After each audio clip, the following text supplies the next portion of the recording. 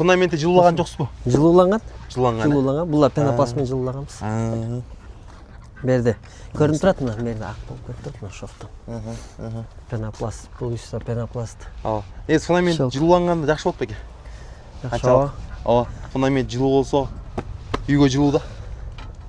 Бул уже кирпичный үй да кирпич менен салынган. Анан бир аз салкыныраак болчу. Азыр мына утепление бергенде Жылуу болуп калды. Азыр жылуу болуп калды, жакшы эле. Пенопласттын сыртынан сетка клей кылдыңызбы же сразу эле АМК кылдыңызбы? Сетка клей менен клей тартып, биринчи дайындадык.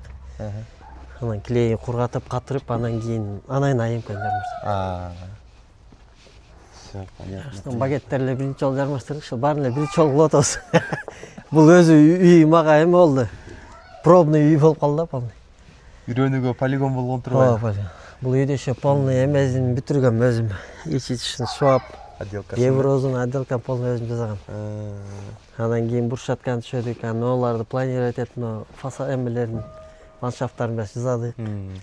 Тигини жасадык, очокканасын менен полный жасаганбыз. АМКны ким тандады үйдүн? Сизби же хозяинбы? Хозяин экөөбүз тандадык, экөөбүз тандадык. Силерден барып сүйлөштүк элек. Жок, имеется в виду, ким айтып калды ушундай кылалы деп? Буну мен интернеттен көргөм.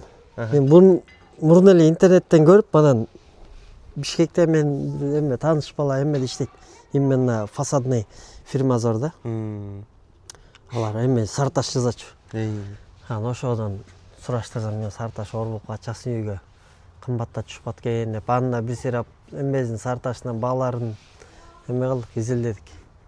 Анан ушундай предлагать эткен, бирок мен таппай койгом ушунучу. Биринчи. Бар таппай коюп, анан кийин эмне болуп калды? Мен Инстаграмдан көрүп калдым айтканда. Ключевкадан айылдан жаздыңар го. Ошону көрүп, анан кийин ошол жерге бардык бул хозяин экөөбүз, Уланбайка экөөбүз барып, ошол үйгө барып жолугуп, анан ошол жерден көрүп, алар да как раз ушул эме болчу да, көңүл болчу.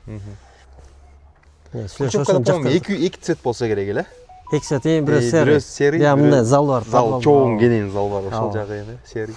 Ошо үйүнө барып көрүп, сүйлөшүп ал менен. Анан ошол дагы ушуну предлагать этти да, ошол жакшы экен. Сарташ деген бүтпөгөн иш экен да. Шаарда баласын эки там салгам, ошону бирөө сарташ кылгам.